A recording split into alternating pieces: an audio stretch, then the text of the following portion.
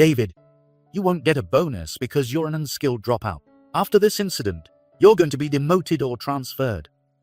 You won't be in this department anymore." I sighed deeply at Manager Richard, who refused to acknowledge his own faults. I realized that I couldn't work with this man any longer. "Then I'll resign," I said.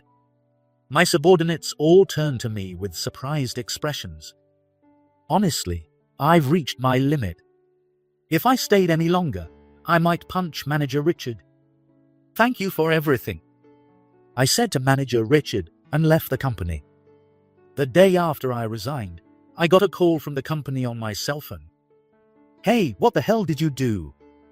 Manager Richard's voice was so loud it distorted, making it hard to understand him. But from what I could make out, it went like this. When Manager Richard came to work today, he had a conversation with an employee. "The stock prices are plummeting." What? The office had a funeral-like atmosphere. And when they investigated the cause, they found out that news of my resignation had spread on social media. That's why they hurriedly called me. My name is David Johnson, a 42-year-old company employee. Our company is a toy manufacturer, and I am an unusual employee who joined the company with just a middle school graduate. Not all toy manufacturers in the country are well-known large corporations. For example, small toy manufacturers in the US make confectionery toys. Our company is a subsidiary of a well-known toy manufacturer with about 50 employees. We mainly make toys for babies. The advantage of being a subsidiary of a large corporation is that they can get our products on store shelves. Although online shopping is mainstream these days, there is still a significant advantage to having products on store shelves. However, the pandemic that hit a few years ago drastically reduced the number of toys purchased in stores. Online shopping became the norm, and our company's sales plummeted. Even though we are a subsidiary of a large corporation, without sales, we would go bankrupt. At this time, our company was in such a dangerous situation that bankruptcy was imminent.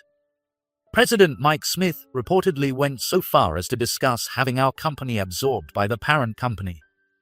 What saved our company was a completely new product. Our company, which had been making toys for babies, suddenly shifted to creating board games for adults. And these board games sold explosively. During the stay-at-home period, board games met the needs of the times. As a result, our company narrowly avoided bankruptcy and was able to rebuild its operations. Now, most of our company's sales come from board games. In terms of percentage, it's about 90% board games and 10% others. Until a few years ago, I was in the development department, but last year I was assigned to the public relations department. My main job is to promote our games, conducting pop-ups nationwide. My brother asked if you could teach him some tips for the game, said my subordinate Charles Miller. Charles joined our company 3 years ago as a mid-career hire. Before that, he was a high-flying elite working at a trading company, but he suddenly quit and joined us. He was apparently met with considerable opposition from those around him. "Why don't you teach him, Charles? You're good at games too." "My skills can't compare to yours, David. That new game we talked about is finally coming out next month."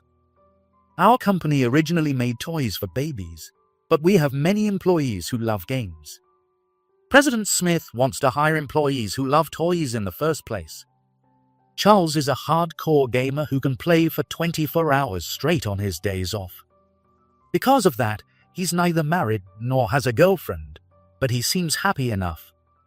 I also play video games. Recently, we've been talking non-stop about the new game we both like that's coming out next month. It's the first new release in 5 years. I'm really looking forward to it. "Can I stay over at your place on release day? Let's play all night, and I'll bring my brother too." I responded to Charles's excited request with a wry smile, saying, "I'll think about it." My wife is pretty tolerant of games, but I doubt she'd be thrilled about me having a subordinate over for an all-night gaming session. "Hey, stop chatting and get back to work." It was Manager Richard Moore who shouted at us. Manager Richard came from the parent company last week. The previous manager retired, and Manager Richard took over his position. It's not uncommon for employees from the parent company to be seconded to our company. The previous manager also came on secondment and stayed until retirement. Manager Richard will probably be here until he retires too. Sorry about that. Charles and I were doing the final checks for the pop-up event starting next week. We got carried away talking while working. However, we weren't slacking off, and we were trying to keep our voices down. You really are a bad influence on those around you. This is why uneducated fools are such a problem. Manager Richard seems to have it out for me and criticizes me at every opportunity. It's well known in this company that I am a middle school graduate. But Manager Richard can't believe someone like that works in a company. He never misses a chance to mock me for it. It was me who derailed the conversation, not David. Besides, David is a middle school graduate, but he's not stupid. You always defend David for some reason. As my junior, you should know your own worth. Choose your associates wisely. Manager Richard sighed and spoke as if giving advice. Charles always defends me when Manager Richard mocks me. However, Manager Richard can't stand it. Charles graduated from a famous private university, and Manager Richard is his senior from the same university. Manager Richard is a staunch believer in academic elitism and thinks his university is the best.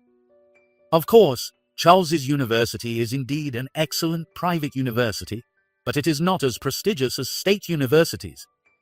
But Manager Richard, proud of his alma mater, dotes on Charles excessively. David is much more competent than I am. Why can't you see that, Manager Richard? You've been brainwashed. How pitiful. Realizing it was futile to argue, Charles sighed and fell silent. Manager Richard, perhaps mistaking Charles's silence for acceptance, nodded in satisfaction and returned to his desk, saying, Glad you understand. I really can't stand that guy, Charles said, glaring at Manager Richard. Well, he's new here, I said, trying to calm him down as we returned to our work. After that, Manager Richard and I never had a proper conversation. One reason was that I was solely responsible for the pop-up project and didn't need to consult him. Furthermore, since Manager Richard had only recently started, he wasn't familiar with the employees' tasks, so everyone kept coming to me for confirmation. I knew Manager Richard didn't like this, but he had to learn the job bit by bit. Then one day, it happened. Manager Richard, I'm sorry. Robert Davis, one of my subordinates, had mixed up the deadline for the promotion of a new product set to release in 2 months. The client was very angry and demanded that he and the department head come to apologize immediately. It was Robert's mistake, but Manager Richard should have caught it when he approved it. Of course, it had to happen on my day off, so I couldn't check it myself.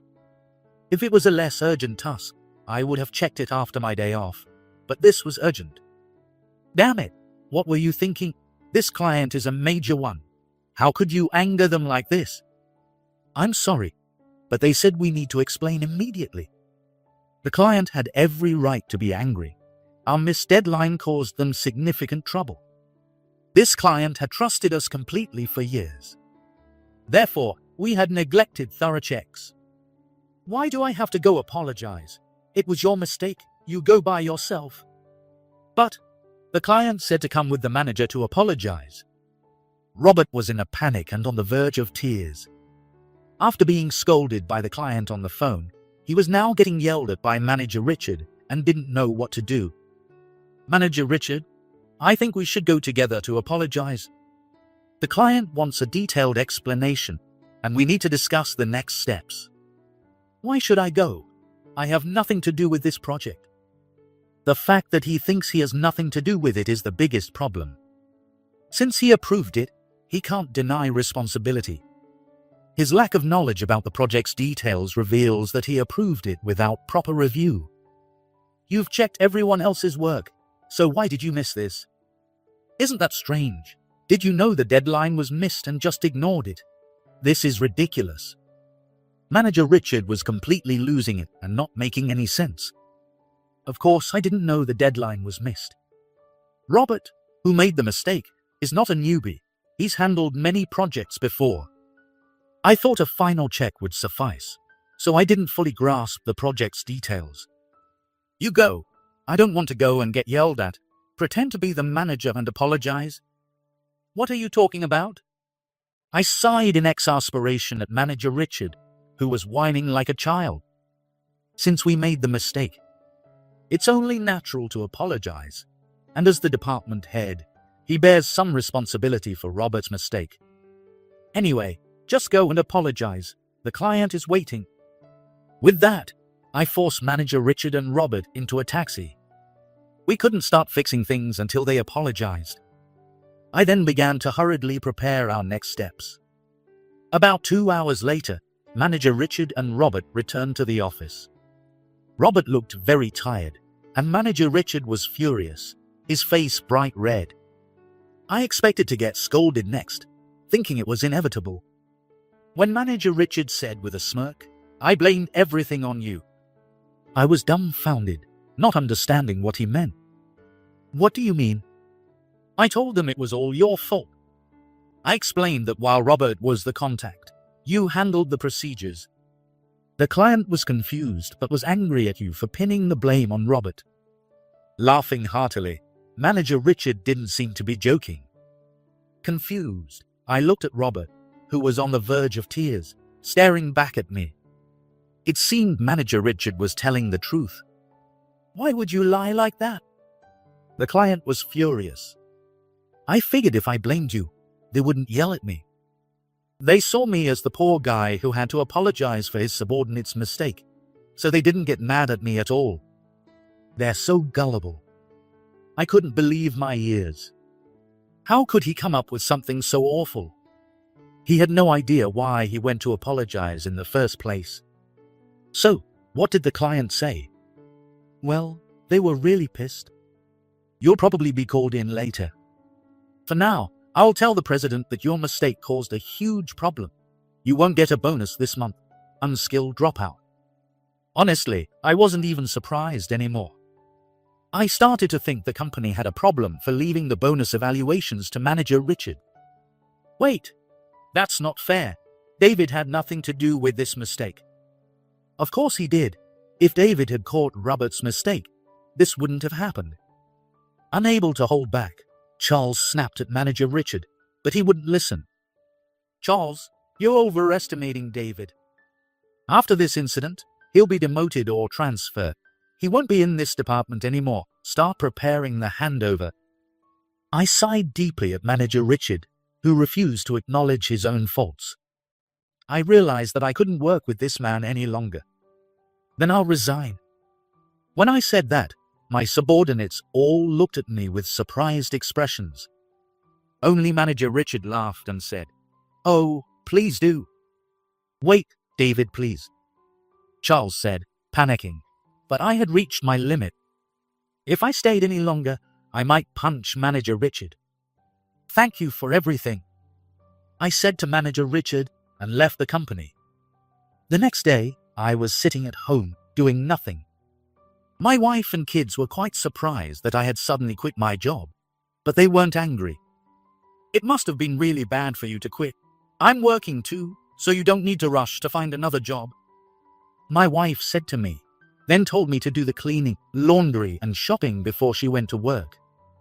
I married my wife when I was 33. It's been less than 10 years since we got married, but it feels like we've been together for much longer. I had been cleaning, doing laundry, and shopping since morning, and I took a break before preparing dinner, but my mind was filled with worries about the company. I kept thinking about whether the projects I had overseen were okay, and if my subordinates were facing any trouble. Even though I decided to resign, it wasn't because I hated the job. One big reason I couldn't go back to collect my belongings was that I didn't want to set foot in the company. If I went back, I'd end up helping my subordinates with their work. That would defeat the purpose of resigning.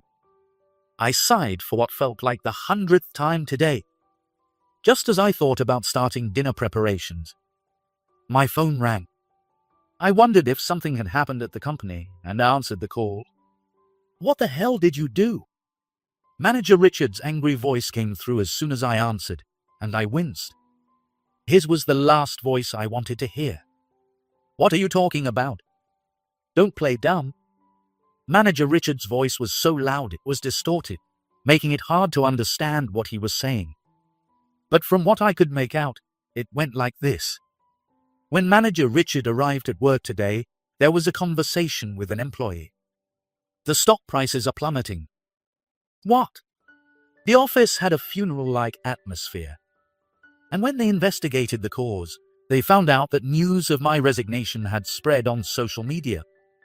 It had even made it into online news and was trending on social media. "It's just you resigning, so why is there such a fuss and a stock crash? You must have done something behind the scenes, you sneaky bastard." I don't know anything about it. I understood what Manager Richard was saying, but I really didn't know anything.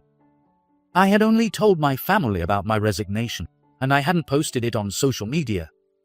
No matter what you say, I can only tell you I don't know. If you're looking for the cause, calling me is pointless. Why? Then why did the stock prices crash so suddenly? Everyone at the company is saying it's because I made you quit, and that's why the stock is falling. If this continues, I'll get called by the president and get chewed out. I understood Manager Richard's frustration, but there was nothing I could do about it. I'm currently on paid leave and haven't officially resigned yet. But I've already decided that I won't work under Manager Richard anymore. No matter what you say, I'm not going back to the company. Stock prices may drop, but they'll eventually rise again. You'll just have to endure it.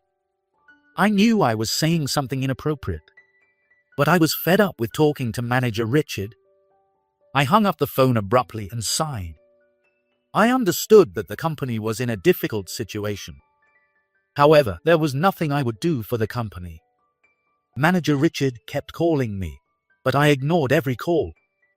The next day, he called multiple times again, but when I continued to ignore him, he eventually stopped calling.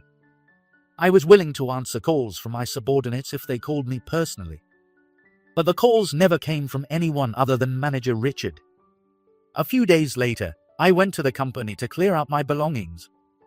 I considered having everything thrown away, but some items, like a birthday card from the employees, made me want to retrieve them.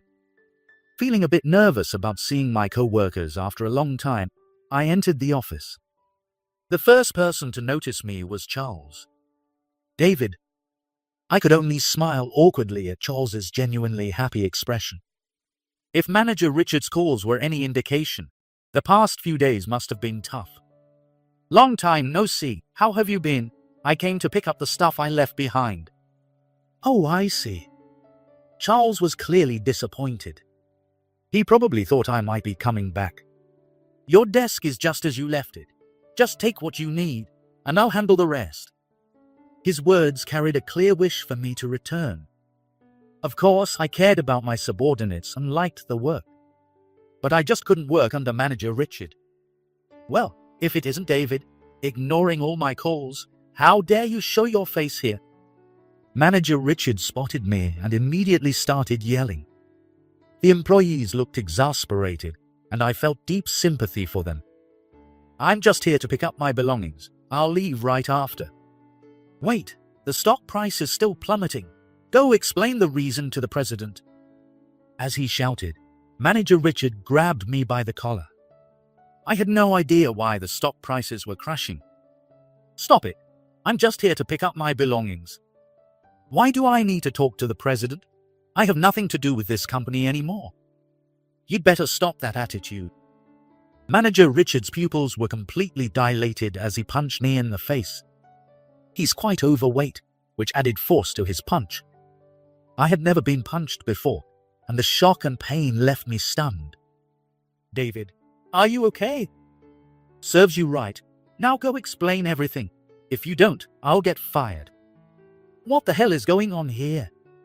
A loud yell interrupted the chaos in the office. Looking towards the voice, I saw the president glaring at us. President, I was just about to go see you, if you could wait a moment. Do you even realize what you've done? The president, red-faced and out of breath from anger, yelled at manager Richard. I come back from a business trip to find the stock price crashing, David quitting, and you punching him. What the hell is going on? I didn't punch him. That's an exaggeration.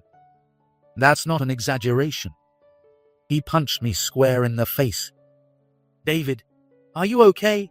And what's this about you resigning? If there's any issue, we can address it immediately. There's no issue. This dropout just decided to quit on his own. Manager Richard muttered in a panicked tone, trying to speak over the president. The president looked at manager Richard with utter annoyance. I'm talking to David. You were supposed to explain why he resigned, but you didn't show up.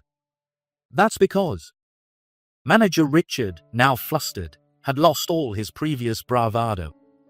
With a sigh, I told the president everything manager Richard had done to me. I explained how I had been doing all of manager Richard's work, how he blamed his mistakes on me, and how he said I wouldn't get a bonus. I have a lot of respect for this company where I've worked for so long, but I can't work under a boss like him. As I finished speaking, the president ground his teeth and glared at manager Richard. You've really done something stupid, haven't you? The president, completely furious, caused manager Richard to let out a small scream. But he's just a high school dropout. Someone like him doesn't belong in our company. We need excellent college graduates like Charles and me. Manager Richard pointed at Charles, who looked away in disgust. Charles clearly didn't want to be associated with manager Richard. What the hell are you talking about? What? The president looked genuinely confused. You think David isn't suitable for our company because he's a high school dropout? Do you not know that David is the one who helped build this company to what it is today? What? The president looked around at the employees, bewildered. It seemed as if manager Richard wanted to say, is that true? Manager Richard, you really don't understand. It's a joke that you don't even know David's name despite being at this company. What the hell? What does it matter that he's a dropout? Manager Richard, who truly didn't understand, stomped his feet in frustration like a child. A few years ago, this company entered the board game business. It was my idea to develop our flagship board game. I realized that our existing products and sales methods had no future. I was grateful to this company for hiring me despite my lack of a high school diploma. Unlike others who thought we should just get absorbed by the parent company if things got tough. I believed in the value of this company and wanted to preserve its name. While everyone else had given up on the company, David never did. I was surprised when he suggested making board games, but I wanted to support his efforts. The president said, we decided to create a product completely different from the baby toys we had been making. I knew an unknown toy wouldn't sell. I decided that I could raise the profile of it myself. I started posting daily videos on a streaming service, explaining the board games I developed. At first, the views were minimal, but gradually, the channel gained subscribers, and our board games became more well-known. A well-known influencer even made a video featuring our board game, which significantly boosted its popularity. In the gaming community, David's channel is famous. It's not just about explaining board games. The depth of the games and David's unbeatable skills make it incredibly entertaining. Charles said, unable to suppress his laughter. Many brainy influencers challenge David, but no one can beat him. Watching a middle school graduate like David defeat people from prestigious universities is quite satisfying. He continued, it has become that kind of channel. I added, initially, the channel was meant to promote our board games, but now it has turned into a platform where challengers try to defeat me. Fortunately, it has become very popular. Thanks to David, our company became known as the company that makes board games. With that, sales skyrocketed. The games were undeniably fun, so once people knew about them, they sold well. That was when our stock prices soared. The president added with a nod. Our board games, available in English, were a huge hit overseas as well. As a result, our stock prices reached unprecedented heights for us company. Now, we even hold world championships for our board games. The prize for the winner is a chance to challenge David, but David never loses. The president laughed. I can't afford to lose at a game I developed. I said, it's like my child. Having designed it from scratch with the strategy in mind, I felt unbeatable in this game. A lot of people invested in our stock because David was with us. So, it's no surprise that the stock prices plummeted when he resigned. Apparently, the source of the information leak was an employee of a client that Manager Richard visited. What? Manager Richard's face twisted in a tearful, forced smile at Charles's words. The client is also a huge fan of David. They were probably angry about the negative comments made about him. It seems that an employee from the client company posted about it on social media, causing the rumors to spread quickly. It was one of our employees who confirmed the news of David's resignation. David, let me ask again, why are you leaving our company? The president knew the answer. I glanced at Manager Richard, who was trembling slightly. He knew what I was about to say. I don't want to work under Manager Richard. If someone else takes his place, I won't resign. I see. Understood. Manager Richard looked devastated, while the president nodded in satisfaction. Then, Manager Richard is fired effective immediately. He will be held responsible for the financial losses due to the stock crash and will pay compensation. Also, we will file for damages for his mistreatment of you, David. Can you visit a psychiatrist tomorrow and get a diagnosis? I couldn't help but laugh at the president's serious tone. He was truly ruthless. David is crucial to me and the company. We can replace Manager Richard, but we can't replace David. I completely agree. Education background mean nothing compared to David. No matter how educated, no one can beat him at the games. Charles sighed deeply. It's not ideal to measure everything by a game, but it is a true. Judging solely by education background is too simplistic. All right, let's spread the word that David is returning to the company. David, can you start back today? Yes, I can. I answered and sat down at my desk. Everything in the drawer and on top of the desk was exactly as I had left it. There was no dust, so someone must have been cleaning it for me. While the employees busily returned to work, Manager Richard stood there in a daze. He had lost everything in an instant, and no one felt sorry for him. After that, Manager Richard was immediately fired from the company. As the president had said, he faced a large compensation claim. As for my damages, I honestly didn't care either way, but the president, still irritated, and insisted, take what you can get. You were forced to do all that work in place of Manager Richard. This is the only way I'll feel satisfied. Grateful for the support from those around me, I decided to get a diagnosis and claim compensation. It was comforting to know that others were angrier about this situation than I was. The president was still looking for more ways to hold Manager Richard accountable. The debt Manager Richard incurred was astronomical, something he could never repay in his lifetime. Additionally, Manager Richard's wife immediately filed for divorce. Their marriage had already been cold, and they were living separately within the same house. This incident was undoubtedly the final straw. Manager Richard lost everything in an instant, and now lives alone in a rundown apartment. He works part-time jobs from morning until night to make ends meet. But he's fallen behind on alimony and compensation payments, and has even resorted to loan sharks. His life is completely broken, and it's unlikely he'll ever return to a normal life. Today, Charles is staying over at my place. A new game was released, and Charles insisted on staying over to play it together. I thought my wife, Maria, might be upset, but she said, "It's been tough for you, and you need a break." Besides, Charles is polite, so it's fine. With Maria's approval, Charles happily showed up with bags full of beer and snacks. We could play online, you know. I'm old-fashioned that way. I prefer playing while having a beer together. Charles's face looked boyish as he manipulated the controller. Anyway, I'm really glad you came back, David. There were many employees ready to quit if you did. Honestly, I was one of them. Charles, you joined the company saying you were my biggest fan, didn't you? I remembered when David first joined the company. Charles always commented on my videos, so I recognized him. I was surprised when this enthusiastic fan joined my company. To me, David is like a god. Your videos saved me when I was going through tough times. Apparently, Charles had some troubles with his social circles during college. He often told me that my videos helped him during that time. He wasn't the only viewer who felt that way.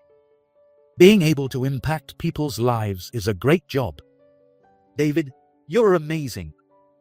As we chatted, I thought about how I wanted to do this job forever. There's nothing more rewarding than knowing your actions can empower others.